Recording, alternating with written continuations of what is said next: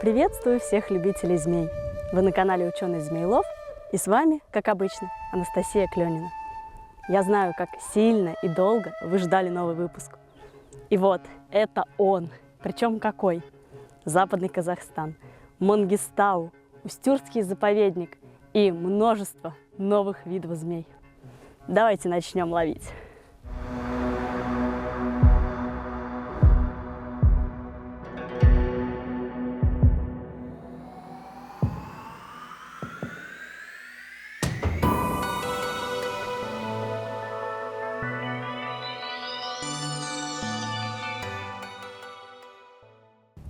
Итак, идет вторая неделя экспедиции.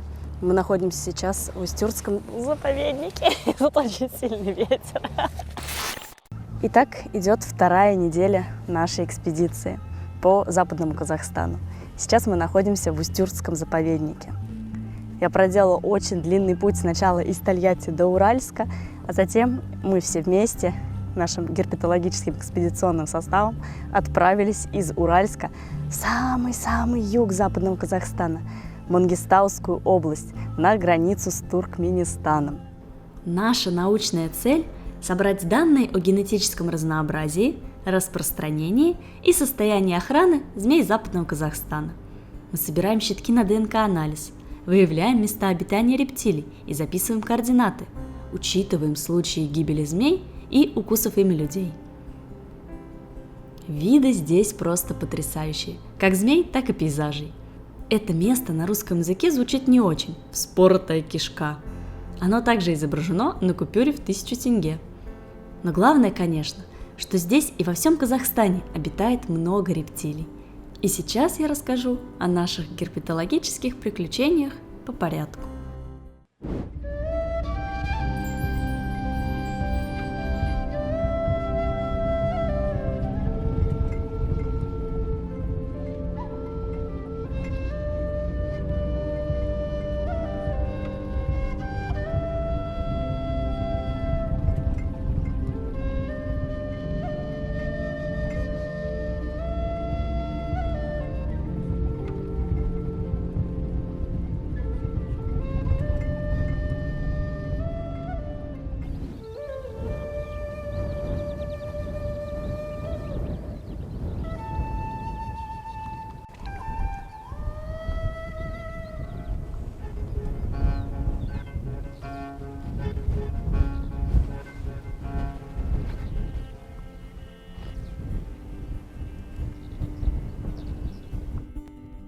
Этот каньон просто замечательное место для обитания сарматского полоза. Я уверена, что эти змеи здесь есть. Вот в этих пустотах. Наверняка они прячутся от жары в выемках между камнями, но здесь столько укрытий. Как же их всех рассмотреть? Всегда боишься мимо пройти и не заметить. Также днем здесь можно обнаружить геккончиков, которые дожидаются своего темного часа. Лидером по количеству встреч в этой экспедиции стала среднеазиатская черепаха. Эта неспешная рептилия попадалась нам столько раз, что мы в шутку сожалели, что проводим исследования змей, а не черепах. Сухопутная черепаха населяет глиняные и песчаные пустыни, избегая мест с высоким травостоем, который мешает ее передвижению. Сухой грунт совсем не смущает черепах, а вот во влажном они могут завязнуть и даже погибнуть. Несмотря на внешнюю медлительность, черепахи могут преодолевать очень крутые склоны. Здесь, на Мангышлаке, они забираются на плато Актау почти по вертикальным стенкам, по уступам и карнизам. Я тут придумала такую штуку. Черепах очень много, поэтому с каждой я здороваюсь. Я подхожу и стучу ее по панцирю. В ответ она жутко шипит.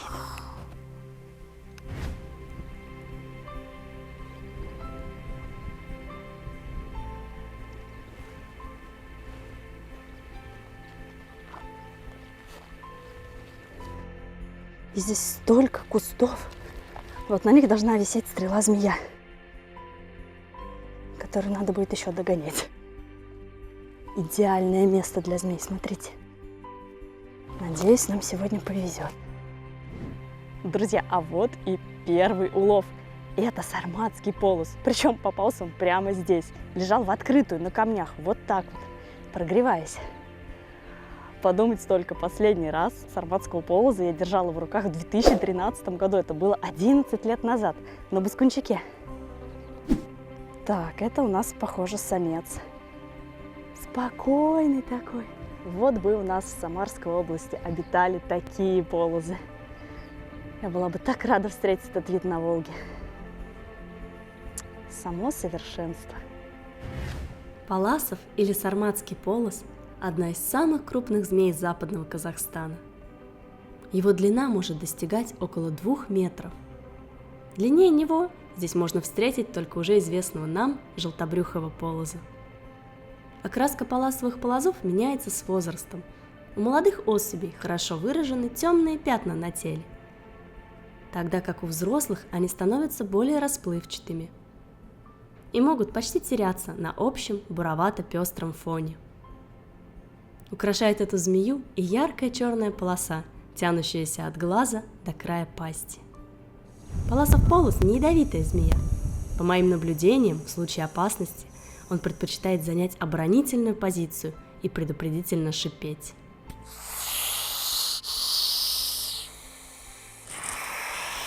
Шипеть он может очень громко, долго и зловеще, но при этом ожидаемого нападения не происходит. Так что кусается сарматик только в безвыходных случаях, когда на него нападут или попытаются взять в руки. И это выгодно отличает его от дальнего желтобрюхого родственника. Объектами питания полоза являются пресмыкающиеся птицы и млекопитающие. По литературным данным, на Мангышлаке он питается в основном большой песчанкой.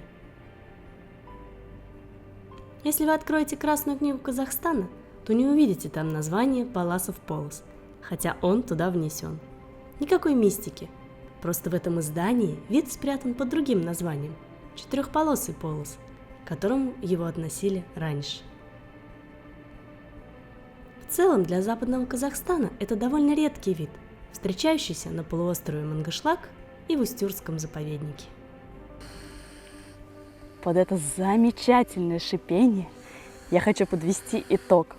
Мы поймали целых 2 сарматских полозов. Злую большую самочку и чуть-чуть поменьше спокойного самца. Ребята, это очень хороший результат. Мадам. Как она шипит, послушайте. Совсем скоро мы выпустим тебя на свободу. Если раньше она не укусит меня за нос. После триумфальных поимок нас поманило Каспийское море, раскинувшееся на горизонте. Но все оказалось не таким, как ожидалось. Чем ближе мы подбирались, тем дальше оно становилось. Что ж, помочить ножки, как в том году, не получится. Велоксов полно. Это быстрая ящерка. Ух, какая быстрая. Там, где много ящерок, там должны быть и змеи. Полозы и ящеричная змея. Я смотрю, многие ящерки тут уже без хвоста. Кто-то промышляет. Здесь какая-то змея. Значит, мы на верном пути. Привет. Сегодня нет солнца, поэтому рептилии бегают медленно. Это хорошо для герпетолога. Находить и ловить рептилий в этот день оказалось проще обычного. И я совершила одну из самых ценных находок за всю экспедицию. Настигла поперечно-полосатого полоза, а в ответ он настиг меня. Ах, этот сладкий кусь от такого редкого полоза. Просто посмотрите на него. Стройный, немножечко злобненький. Не, малыш, твои укусы ничто по сравнению с тем, что делает желтобрюх. Этот полос настолько тонкий, шустрый и полосатый, что в погоне за ним рябит в глазах. Хищный шнурок легко догоняет ящериц, которыми питается. Наш новый знакомый не ядовит, однако в одном из последующих выездов от его укуса у попутчика распух палец, и для исчезновения отека потребовалось целых 5 дней. И это необычно, с учетом, что меня неоднократно кусали эти змеи, и никакой реакции на укус не возникало. Можно, конечно, отшутиться, что у меня в крови течет противоядие, выработанное годами от укусов ужовых. Но я повторю то, что уже озвучивала. Лучше просто не трогайте змей. Оставьте это дело герпетологам. Что ж, кажется, нам пора двигать дальше. Говорить пока-пока Каспийскому морю, отпускать поперечно-полосатого полоза и двигать дальше на Устюрт за чешуелобым полозом. Пока-пока!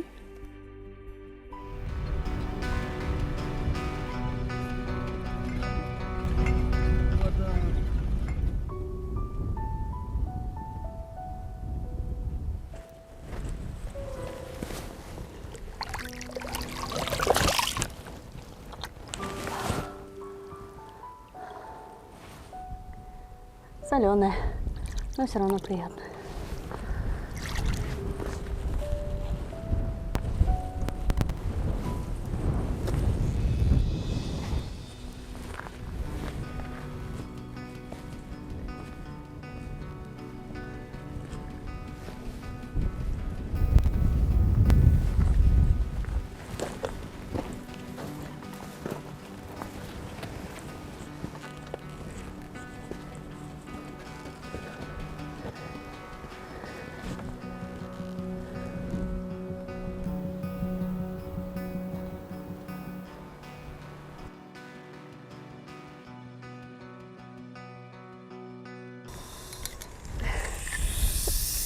Ох, как же это трудно ловить и снимать. Надеюсь, вам слышно, надеюсь, вам видно. Я просто шла мимо этого куста и схватила за хвост огромного сармата. Ох, как он недоволен. Просто послушайте, как он шипит. О, он очень недоволен. Как же его взять в руки, он искусает в кровищу. Еще и камеру надо положить. В общем, огонь, супер поимка. Ура! Какая детка, какая находка. Вы только посмотрите. Вот это моща! Вот это агрессия, я понимаю. Сильная змея, какая она толстая. С ума сойти. Вот это да. Ради таких стоило ехать в Казахстан. Мечта. Вот это называется, мы забрались в гребеня змей ловить.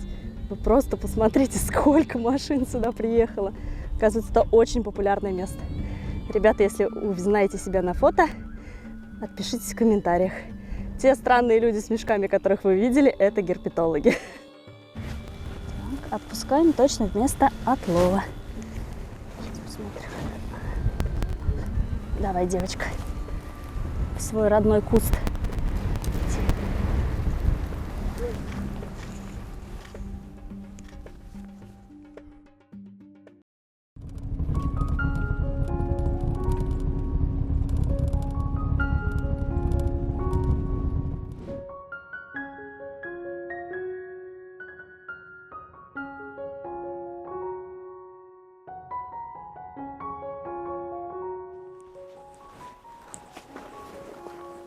В Казахстане все укрытия надо поднимать крючком, потому что каракурты, потому что скорпионы. Вот это скорпион. Наверное, самый большой, которого я в своей жизни видела. Вот это да.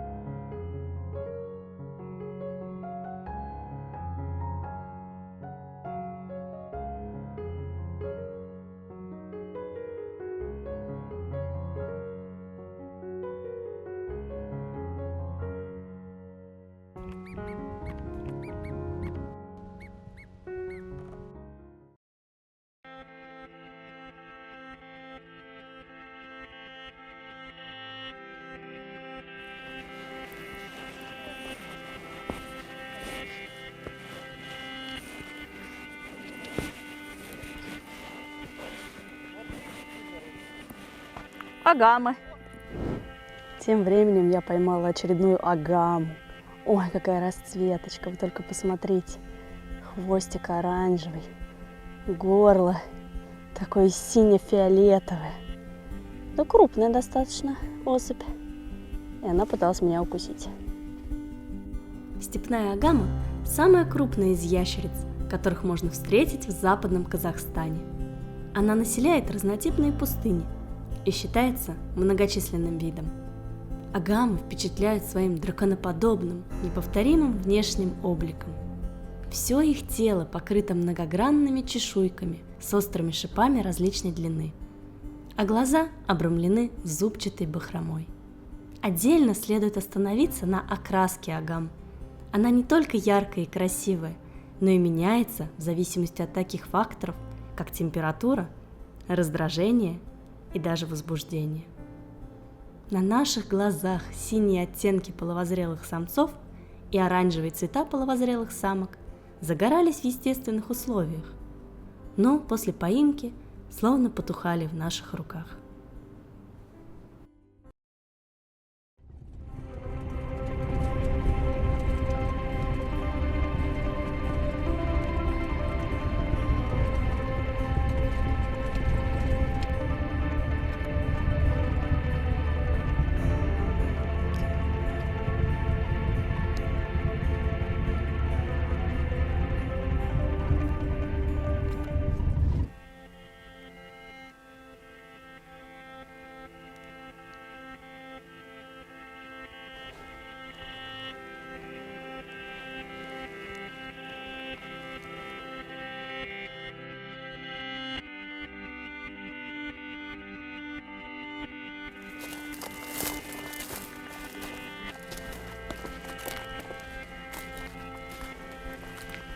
И тут вчера пели жабы.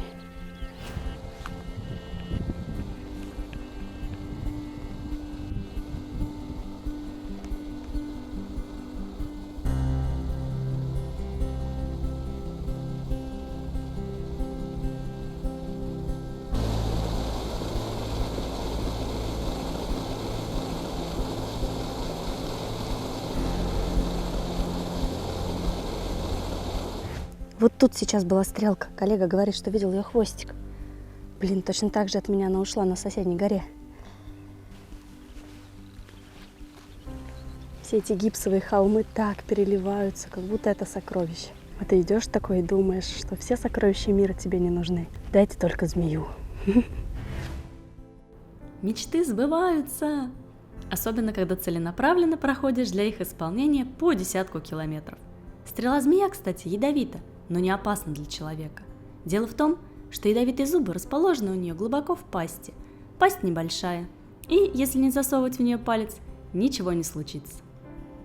Стрелка еще стройнее, длиннее и быстрее, чем пойманный нами ранее поперечно-полосатый полос. Но не верьте мифам, что она, как выпущенная стрела, пробивает человека насквозь. Змею интересуют разные ящерицы, которыми она питается. Считается, что это обычный вид для некоторых областей западного Казахстана, но, чтобы найти его в нашей экспедиции, пришлось изрядно попотеть. Стрелы змеи достигают длины 120 сантиметров, а конкретно эта особь оказалась в 2 раза меньше. Ура, ребята, это праздник, это победа нашей экспедиции. Еще одна машина. Откуда они взялись? Итак, ребята, мы это сделали. Мы поймали стрелу-змею. Это однозначно успех, потому что поймать ее в Устюрском заповеднике было одной из целей нашей экспедиции. Я первый раз в жизни держу в руках это чудо. Просто посмотрите. Нитка. Она как проволочка, тоненькая. Как она здесь охотится на ящериц, представить себе не могу. А какая она быстрая. Что ж, мы уже взяли от нее образец, и теперь пора отпускать.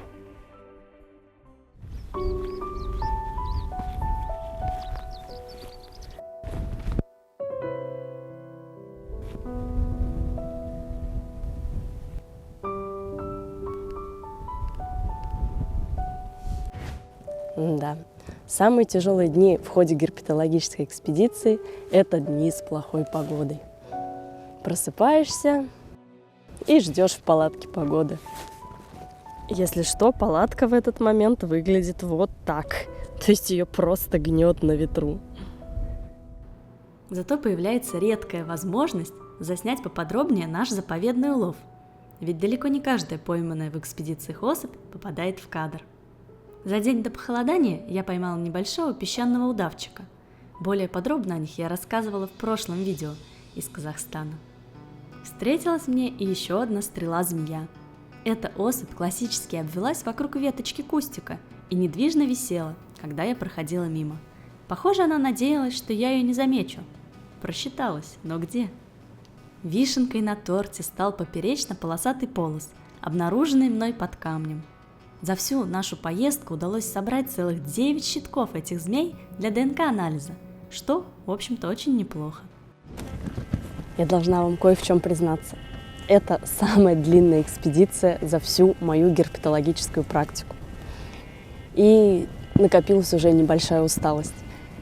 Дело в том, что мы очень много ходим по ночам, потому что рептилии в Казахстане, многие виды, имеют ночную активность. Если этой ночью здесь, в Устюртском заповеднике, мы так и не найдем чешуелобого полоза, значит, мы оставим эту задачу на следующий год.